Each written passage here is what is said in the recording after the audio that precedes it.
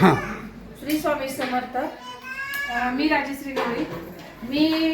मला असं वाटतं की 1 वर्ष झालं मी इथं येते.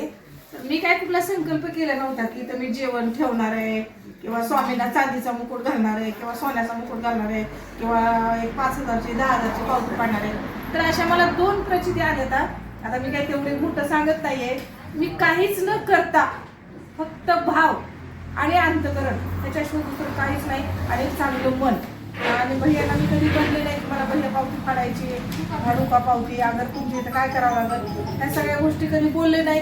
तरीही मला 2 विषय माझे मार्गी लागलेले आहेत आणि मला असं वाटतंय की स्वामींचं जे काही भक्ती आहे ते भावावरच आहे किंवा पावतीवर वगैरे काही नाहीये किंवा पावती फाडली पाहिजे तुम्ही 50 रुपये काढून दिलेच पाहिजे 5 किलो पेढे वाटलेच पाहिजे. आमचा हेतू काहीच नाही. तरीही स्वामी फक्त हाकेला धावतात एवढंच मला म्हणायचंय की काही नाही. फक्त दर गुरुवारी सारामृत पारायण 11 गुरुवार केलं ना 11 गुरुवारच्या अगोदर मला प्रसिद्धी आलेली आहे. तर मला वाटतंय की तुमचा भाव जसा असेल ना तसा देव पावतो.